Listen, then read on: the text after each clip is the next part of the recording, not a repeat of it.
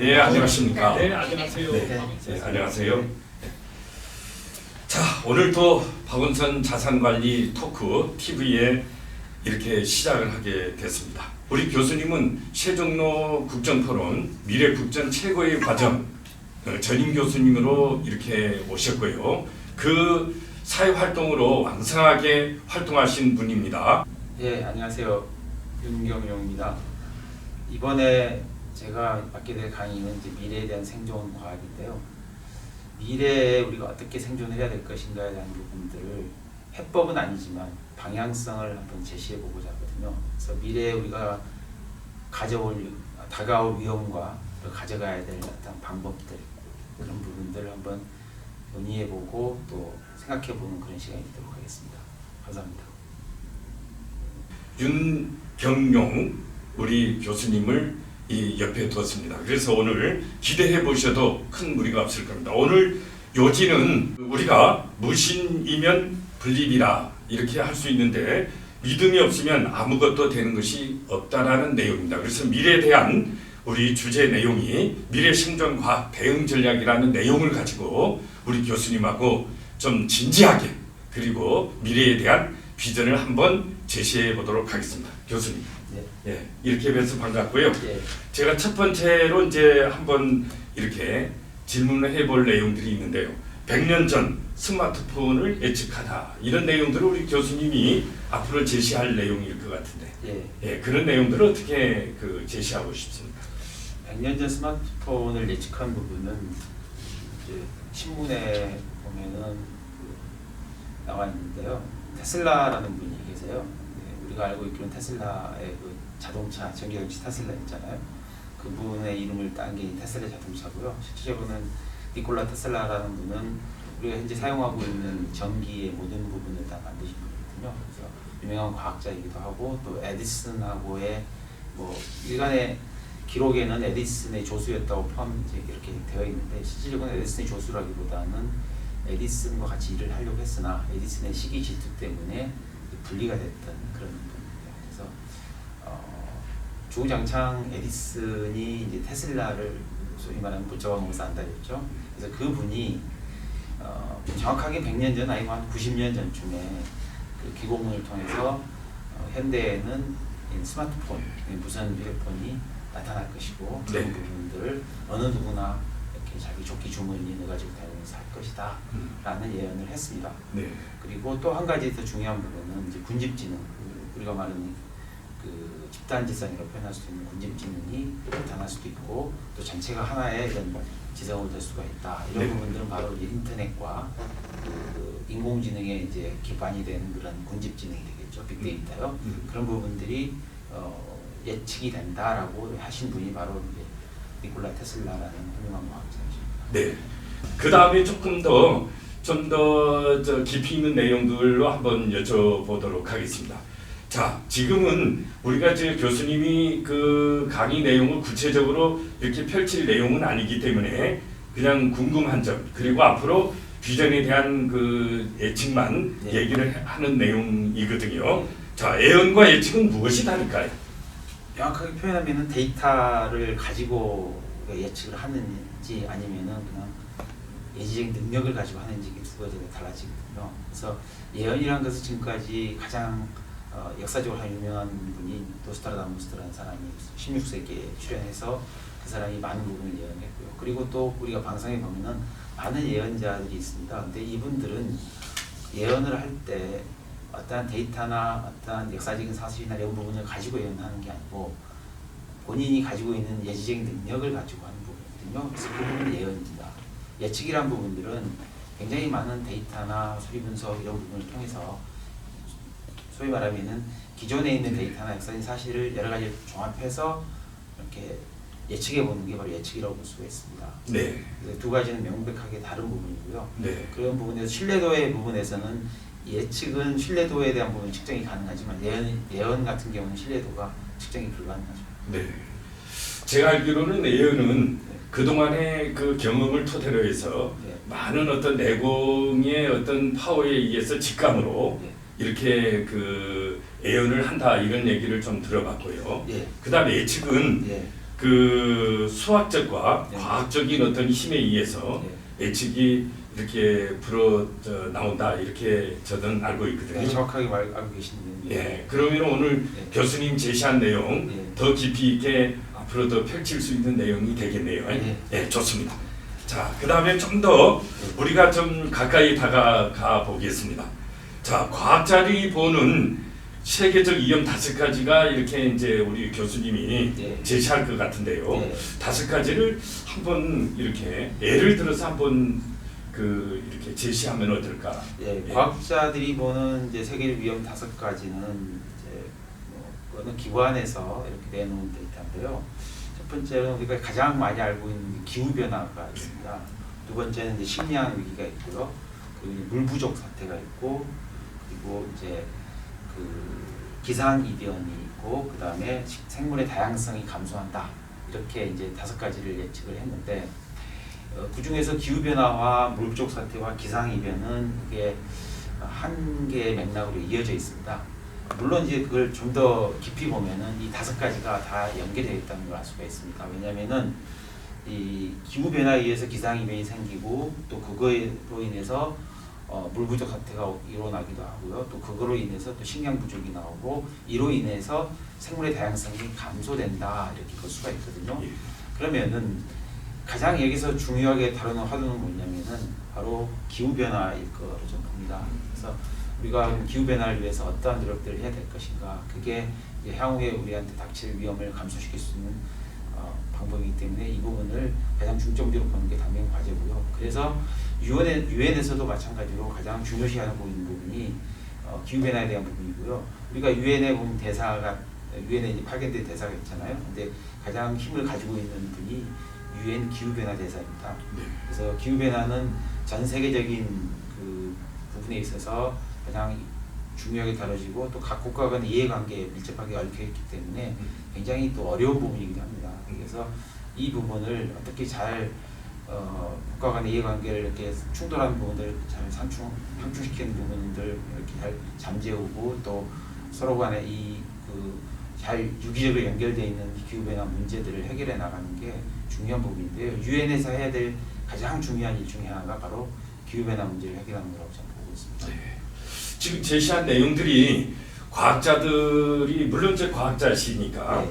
그 과학자들이 기준을 두고 있는데 우리가 사회적인 면에 네. 질병이나 네. 그리고 전쟁 네. 그리고 도덕적 해이 같은 이런 내용도 상당히 그 세계적으로 위험하는 요소가 될 것 같은데. 예, 맞습니다. 그러면은 어떻게 보십니까? 그래서 또 한 가지 이제 보고서가 나온 게 이제 10가지 인류의 생존을 위협한 10가지 위험이라고 나온 보고서가 또 2018년에 나왔습니다. 근데 이제 여기에서 제가 좀 주목해야 될 부분이 바로 이제 팬데믹인데요. 2018년에 나온 보고서에 보면 이제 팬데믹을 예측을 했거든요. 저는 예언이라고 네. 표현하지 않겠습니다. 예측을 했는데 이게 1년 좀 넘게 2년이 지나지 않아서 1년 한 1, 2개월 만에 이제 팬데믹이 발생을 했고요. 정확하게 2019년에 발생했지 않습니까? 네, 그런 상황이고 그게 지금 전 세계를 강타하고 있고 우리의 그 시대적 흐름을 패러다임을 완전히 바꿔버렸거든요. 네. 그런 측면에서 보면은 이 팬데믹이 우리 인류 역사의 큰 한 획을 그을 수 있는 하나의 또 하나의 어떠한 그 분기점이 될 거다라고 저는 보고 있습니다. 이게 우리가 예전에 일어났던 그 흑사병 그 전염병 시대와는 전혀 다른 또 다른 시대거든요. 그때는 유럽에서만 일어났던 일이고 동양에는 전혀 미치지 않았지만 지금은 전 지구적인 문제로 이렇게 발생되어 있고요. 현재도 계속적으로 이렇게 일어나고 있는 부분이기 때문에 이 팬데믹은 우리 생존을 위협하는 그런 중요한 문제가 될 거다 이렇게 보고 있습니다. 두 번째는 이 팬데믹으로 인해서 또 다른 또 전염병이 또 창궐할 텐데요. 그런 부분들에 대한 대비를 일단 해야 되지 않을까 이런 생각을 하고 있고요. 또 두 번째로는 5가지 제가 10가지 중에 5가지만 말씀을 드리겠습니다. 그 큰 문제 하나가 지금 통제되지 않는 인공지능이거든요. 네. 이 인공지능 자체는 실은 우리에게 2가지 양날의 칼입니다. 한 가지는 우리에게 굉장히 이로움을 줄 수 있지만 한 가지는 굉장히 큰 해를 입힐 수도 있다라는 겁니다. 네. 그래서 영화의 AI를 보시면은 AI 로봇이 인간을 굉장히 위협하고 인간을 살상하기도 하고 문제를 많이 만들지 않습니까? 그게 바로 통제되지 않는 인공지능 때문에 그렇거든요. 근데 현재 인공지능 문제는 그저 인간들의 유익한 부분이 될 수도 있습니다. 근데 지금 유익하지 않는 부분들이 이제 점차 나오고 있거든요. 네. 그게 한 가지가 아주 간단한 예지만 얼마 전에 몇 개월 전에 나왔던 그 인공지능 이루다. 네. 네, 그게 이제 서로 채팅 로봇인데요.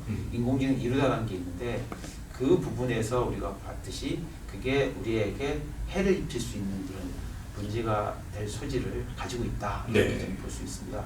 인공지능 이루다라는 것은 실제로 대화를 해주는 그런 로봇인데 네.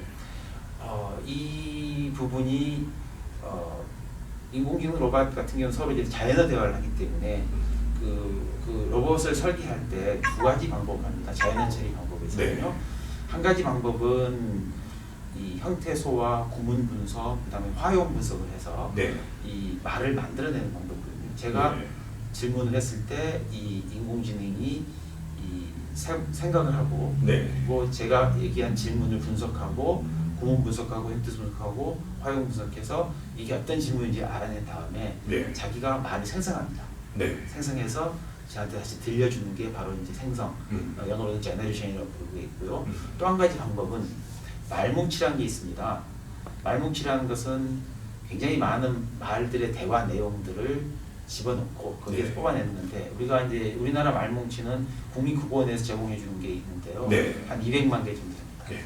네. 근데 교수님 예. 저기 너무 많이 공개하면은 그좀 그럴 것 같은데. 그래서 조금만 여기까지만. 예, 그러시죠. 그래서 이 나머지는 또 예. 그 참여하신 분들이 또 질문도 있고 궁금한 점이 있을 겁니다. 예. 그때 저 내놓으시면 어떨까요? 네, 근데 여기까지만 말씀드려 한 가지만 더 말씀드릴게요. 예. 그래서 그 말뭉치에 대한 부분에서 이루다의 문제점이 뭐냐면은 그 말뭉치에서 말을 끌어왔다는 얘기죠. 네. 그래서 그 이루다의 이제 원래 그 데이터베이스가 이제 연예과학이라는 그 DB에서 예. 1억 건, 100억 건 정도를 가지고 설치가 됐기 때문에 시시콜콜한 연인 간의 그 쓰잘데기 없는 대화, 쓸데없는 네. 대화를 가지고 곤란해서 해주는 겁니다. 아, 내 그렇군요. 말을 얘기하면은 이 친구가 생각을 해서 하는 게 아니라 쭉 생각해서 이 정도면 되겠어라고 골라가지고 주기 때문에 네. 안 좋은 대화들이 나올 수가 있다는 얘기죠. 그런 게 걸러지지 않는 인공지능이기 때문에 네. 만약에 그런 부분들이 사람에게 좀 더 그 피해를 입힐 수 있는 그런 개연성이 있는 부분이죠. 아, 그렇군요. 자, 우리 과학자들이 보는 세계적 위험 5가지 네. 그리고 인류 생존에 위협하는 10가지 위험이 이렇게 지금 그 기본적으로 제시를 해줬는데 그럼 제시한 내용에 대해서 좀 해법이 있을 것 같은데 예. 한두 가지만 얘기해 주시면 어떨까요? 예. 지금 과학자들이 보는 위험 5가지와 그 다음에 생존을 위협하는 위협 10가지 중에 중복되는 게 딱 한 가지 있습니다. 바로 기후변화, 지구온난화 문제입니다. 예. 그래서 이 부분은 사실은 어느 누구도 해법을 명쾌하게 제시할 수는 없습니다. 왜냐하면 전 지구, 전 인류가 다 엮여있는, 전 국가가 엮여있는 문제이기 때문에 네. 그래서 이 부분을 해결할 수 있는 방법은 실질적으로 제가 여기에서 제시했지만 에코시스템, 에콜로지와 이코노미 두 개가 에코 같은 내용이거든요. 네. 결국은 인간 생태와 그 자연 생태계를 결합을 시켜주는 부분이거든요. 네. 이 결합되는 기술이 뭐가 될 것인가? 그 부분에서 이 부분을 따졌을 때 우리는 이것을 바로 지구에서 인간 중심으로 봐야 되지 않느냐. 네. 지구와 인간 그리고 자연 이 3가지에 봤을 때 인간 중심에서 이 지구와 자연과 경제 이것들을 다 바라보는 관점이 필요하다. 저는 그렇게 보고 있습니다. 그래서 예. 관점 자체를 경제 관점, 자연 관점 이렇게 네. 보는 게 아니라 두 개를 결합해서 인간의 관점에서 인간이 이롭게 하는 게 무엇일까라는 그 관점부터 다시 정리를 해야 된다. 이게 제 생각입니다. 아, 그렇군요. 자, 지금 미래 생존 과학 대응 전략이란 내용을 지금 주제를 가지고 접근하고 있거든요. 예. 그러면은 자, 저는 우리 윤경룡 이 박사님을 또 교수님을 이렇게 세계적인 학자를 이렇게 뵈는 것이 옆에서도 좀 이게 에너지가 엄청나게 이렇게 나옵니다. 그리고 한 말씀 내용이 미래에 대한 어떤 자산의 어떤 비전이라고 이렇게 볼 수가 있거든요. 예, 그러면 구체적인 내용들은 이제 본 강의에 들어갔을 때 예, 이제 이렇게 내놓으시기로 하고 그다음에 이제 조금 더 분위기를 바꿔가서 예. 이제 저는 그 자산관리 그 TV 토크를 하고 있기 때문에 그 지금 교수님이 내놓은 아주 중요한 그 또 한 어떤 요소가 있더라고요. 그 내용이 스마트 시티입니다. 예. 예, 스마트 시티란 내용과 예. 그 속에 숨겨져 있는 것 좀 한번 그 제시 좀 해주실까요? 예. 스마트 시티는 말 그대로 보면은 굉장히 스마트가 이제 영리한 이렇게 도시라는 뜻이 되겠죠. 근데 스마트 시티가 우리가 이제 어떻게 생각할 때는 영리한 도시이고 이게 이제 그렇기 때문에 우리가 스마트 라이프 많이 나오지 않습니까? 네. 그거와 연관돼서 어떻게 스마트 시티가 사람들에게 스마트한 라이프를 제공할 수 있는지에 대한 스마트한 삶, 영리한 삶을 제공할 수 있는 데 대한 그런 것들을 제공하는 도시라고 생각하기 쉽습니다. 근데 스마트 시티 어원을 혹은 이 말이 만들어진 배경을 따라 올라가 보면은 그조차도 역시 가장 기본에는 에너지가 깔려 있습니다.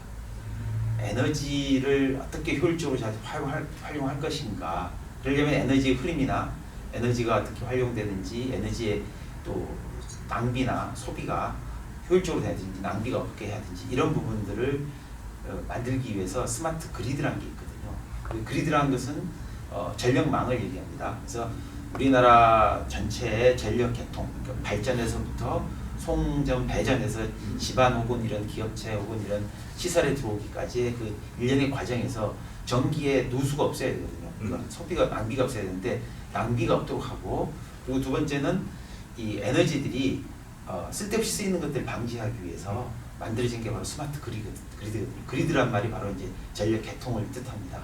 그러면 스마트 그리드에서 에너지 추구하는 것은 에너지 제로인데, 네. 에너지의 낭비 제로인데 거기에 세워진 도시가 바로 스마트 시티입니다. 아 그렇군요. 예. 근데 거기에 스마트 시티에 예. 내용들이 여러 가지가 이제 뭐 가능성도 있고 거기에 따른 성장과 예. 그 다음에 어떤 여러 가지 평판이라든지 예. 그 구성이 되어 있는 것 같아요. 예. 그런 예. 내용들은 이제 점차 예. 또 후에 이제 공개를 하리라고 믿습니다. 예.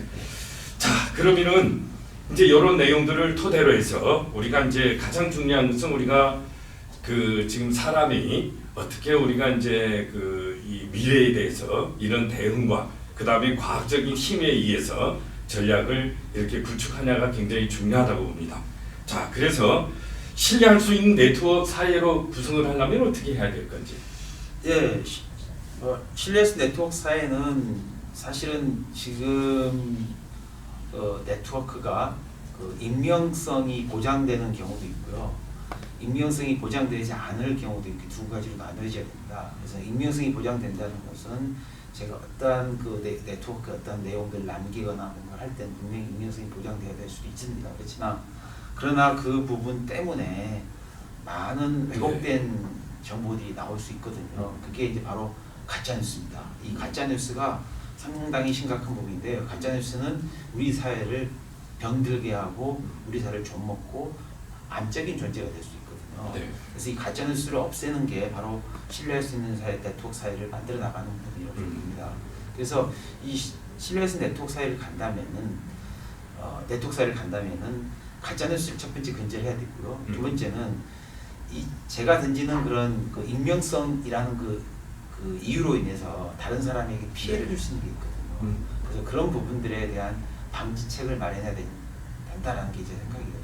네. 그렇다면은 첫 번째는 가짜 뉴스고요. 두 번째는 저의 익명성에 의한 어떠한 그 네트워크 행위가 예. 다른 사람에게 심각한 피해를 입힐 수 있는지 그런 부분들에 대한 판단 기준이 필요합니다. 예. 네. 그리고 세 번째는 이걸로 인해서 그 피해를 입히기 전에 걸러질 수 있는 어떤 장치가 또 필요하기도 하고요. 그래서 그런 세 가지 조건이 마련돼야 된다고 저는 보고 있습니다. 근데 우리가 네트워크 그러면은 네. 이 사회적인 전체가 네트워크로 연결되어 있거든요. 네. 우리가 이제 초등학교부터 중학교, 고등학교, 대학교 네. 그리고 일반인 예. 모든 것이 네트워크로 이렇게 구성이 되어 있는데 거기서 우리가 네트워크가 한 코만 이렇게 풀리더라도 예. 전체가 이렇게 그 어수선하게 예. 그 무너지는 경우가 있을 수가 있거든요. 예. 그런데 여기서 제시한 내용들이 예. 신뢰, 예. 신뢰란 내용을 이렇게 그 불어넣는데 네. 그 내용에 숨겨져 있는 내용은 뭘까요? 지금 말씀하신 대로 이제 네트워크는 다양한 종류의 네트워크 존재합니다. 인적 네트워크도 있고요. 네. 또 뭐 인적 네트워크에서는 또 세분화되겠죠. 항맥도 있고요. 그다음에 또 우리가 말하는 항맥이라고 표현하고 또 네. 인맥 또 무슨 뭐 다른 뭐 그 고향 선후배 관계 여러 가지 네트워크도 있고요. 그다음에 또 한 가지는 가장 중요한 게 있습니다. 우리가 이제 오프라인 네트워크를 표현하지만 또 한 가지는 온라인 네트워크도 있습니다. 이 온라인 네트워크는 사실 우리가 지금 가지고 있는 오프라인 네트워크보다 훨씬 더 파급력이 크고요. 네. 제가 이 비율을 따진다면 지금까지 우리가 살아왔던 시대는 오프라인 네트워크가 뭐 90이고 그다음에 온라인 10이었다면 앞으로 시대는 그게 정반대로 바뀌게 됩니다. 그러면은 네트워크에서 우리가 이걸 어떻게 건강한 삶으로 만들어 나갈 것인가라는 부분들은 실질적으로 우리가 지금 해결해야 될 당면의 문제입니다. 근데 현재 지금 그 여러 가지 제도적인 부분도 현재 좀 존재하고 있고요. 그 다음에 또 사회 간의 계층 간의 혹은 또 남녀 간의 이런 그 서로 이해관계 혹은 또 요즘에 지금 우리가 이제 네. 그 남녀 관계에서는 지금 바뀌어 있거든요. 우리나라가 네. 굉장히 여성의 우위에 있는 상황이기 때문에 그런 부분에 있어서도 서로 이해와 상호 이해와 그리고 사회 그 배려가 필요하다고 저는 생각합니다. 그래서 신뢰성 네트워크 관계에서는 가장 중요한 것은 이해와 배려 이 두 가지가 가장 중요한 포인트라고 저는 볼 수 있습니다. 그렇군요. 네. 그래서 제가 그 시작할 때 무신이면 불립이라 이렇게 이제 얘기한 내용이 그 오늘 키워드가 될 수도 있겠네요. 네. 그래서 믿음이 없으면 아무것도 되는 것이 없다라는 그런 내용이었습니다. 그래서 믿음이란 곧 신뢰를 말하는 거죠. 네. 예, 신뢰를 잃으면 네. 그 소통도 없다 이렇게 이제 제시할 수도 있겠네요. 네. 그래서 지금 그 시대에서 네. 그 많은 그 현재 시대에서 그 우리가 이제 불통의 시대 또 불신의 시대라고도 많이 얘기를 합니다. 네. 근데 이런 거를 극복할 수 있는 방법이 뭘까요? 이제 우리가 그 제시한 내용들은 이런 극복이 바로 생존을 위한 우리의 과제가 아닐까. 네. 그래서 마지막으로 한번 그 생존을 위한 우리 과제의 내용을 한번 여쭤보고 싶습니다. 예. 지금 시대는 이제 예전에 한 5, 6년, 6, 7년 전에 O2O라는 말이 굉장히 유행했습니다. O2O라는 것은 온라인 투 오프라인 혹은 오프라인 투 온라인 이겁니다. 그러니까 온라인과 오프라인이 적절하게 결합되어서 이것을 사업화시키는 게 이제 O2O 비즈니스인데요. 이게 2015년, 16년, 17년까지 나오다 갑자기 좀 사라졌던 얘기가 됩니다. 근데 저는 이 말이 단기간에 어떤 그 패러다임으로서 나온 말이 아니라 당분간의 시대를 꿰뚫는 그런 시대가 되는 그 용어가 되야 된다고 생각을 합니다. 온라인과 오프라인의 적절한 결합. 그렇다면 지금 현재 우리가 살고 있는 시대에서는 아까 말씀드렸듯이 온라인 반, 오프라인 반이 될 수가 있습니다. 네. 근데 이 온라인과 오프라인 반의 시대에서 우리가 이것을 온라인의 네트워크에 가지고 있는 이것을 오프라인 어떻게 활용할 것인지, 오프라인에 있는 것을 온라인 어떻게 활용할 것에 대한 그 결합적인 요소 이 부분이 필요하고요. 제가 아까 말씀드렸듯이 에코라는 두 개의 큰 기둥, 자연과 경제 이 두 가지 기둥을 결합하듯이 온라인과 오프라인도 마찬가지로 결합을 해야 되고요. 이제 미래에 가면은 사실 인공지능이 많은 부분을 차지할 겁니다. 저는 인공지능이 하나의 기술로 보고 있지 않고요. 사회 전반적으로 스며드는 어떠한 우리의 혈액과 같은 거라고 보고 있거든요. 네. 모든 곳에 인공지능이 적용이 됩니다. 그리고 인공지능을 우리가 어떻게 잘 활용하고 어떻게 잘 쓸 것인가에 따라서 우리의 미래는 결정되거든요. 잘 못 쓰면은 아주 나쁜 사회로 갈 거고요. 잘 쓰면 아주 좋은 사회로 갈 거라고 저는 보고 있습니다. 네, 좋습니다. 오늘은 그 주제가 미래 생존과학 대응 전략이라는 그 주제를 가지고 좀 우리 그 세계적인 윤경용 우리 그 박사님을 모시고 또 우리 그 세종로 국정포럼 미래국정 최고의 경영자 과정 전임 교수님을 이렇게 모시고 좀 더 시간이 있으면은 깊이 있게 이렇게 풀어볼 필요도 있는데 그 내용은 우리 강의 시간에 좀 내놓기로 이렇게 하셨으면 좋겠습니다. 자, 저는 이런 생각을 하면서 마무리를 짓도록 한번 해보겠습니다.